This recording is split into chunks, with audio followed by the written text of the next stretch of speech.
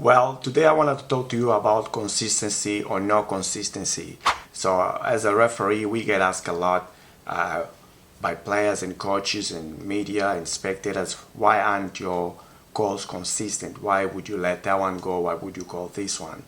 And why would you call that foul or the other violation so late? So the reason we do that is because we want the game to flow.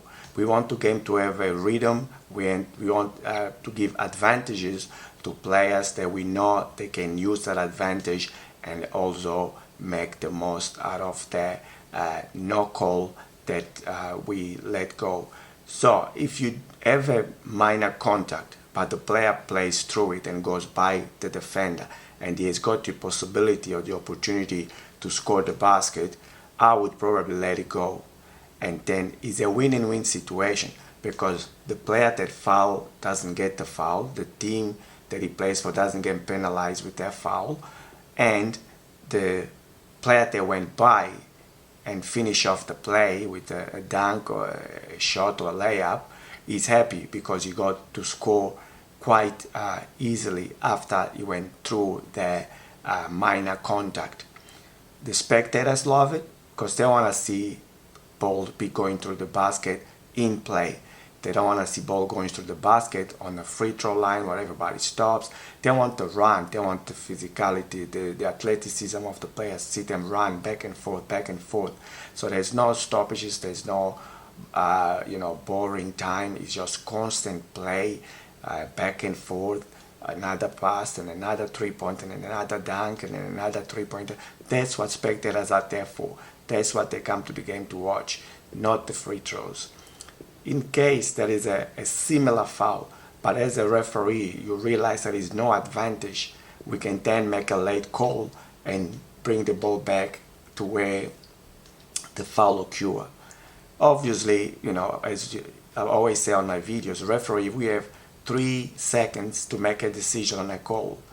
After 3 seconds, probably let it go. But if it's still within the 3 seconds, we can and should make that call, bring the ball back, if then we realize that there was zero advantage for letting that play go. Many times you see contacts and let it go, and then it just happens by magic that they get that advantage and they get an easy layup or an easy point. Many times you will let it go because we want the game to have a kind of flow, a kind of continuality. So we want the game to proceed, continue. There's a pass back and forth, like I say.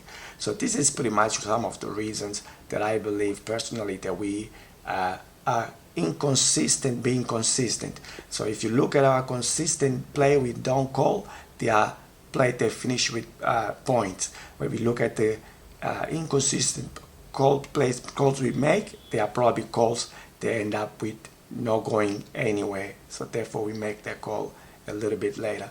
Now it can happen sometimes that one team gets all the advantages and the other team gets all the calls, which is sort of balances it, because the one team gets all the advantages, it probably will be up on the scoreboard, and the team getting all the calls will probably be down on the scoreboard.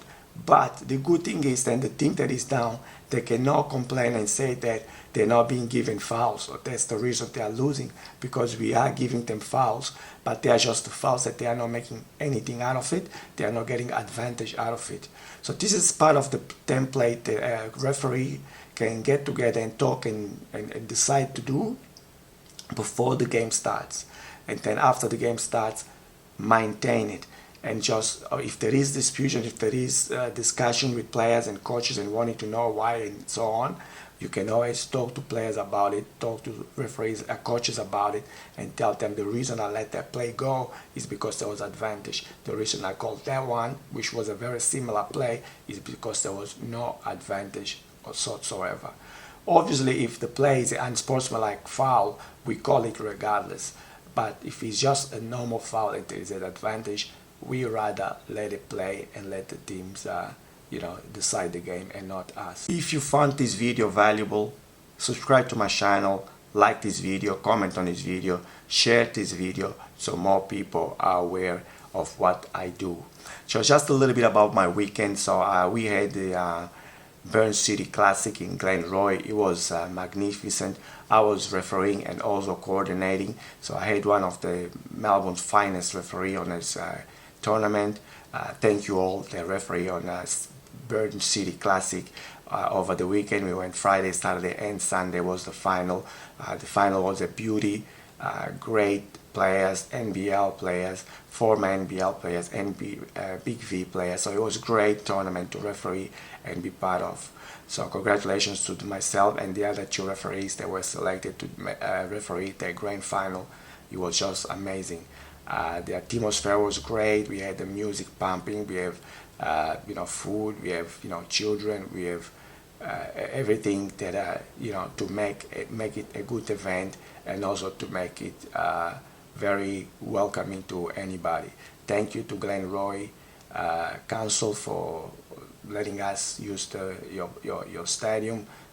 Thank you for Jonathan Maybank and also Andrea for organizing that and letting us referee use this platform to get better, letting players to use this platform to battle and play and make each other better. So remember, at the end of the day, we are all family. We all give us other hugs. We all give each other kisses, and everything goes back to normal to our lives. So this is pretty much what I had for you today. And if you haven't done so yet, subscribe to my channel. And if you have subscribed to my channel, thank you very much. I'll see you on the next video right here, or if you prefer, this one right here. And also, to make it easier for you to subscribe, just hit my head here. The subscription button will come up. Click on it. Click on the bell notification so you know when I am live or I am online next. Until then, take care. Bye.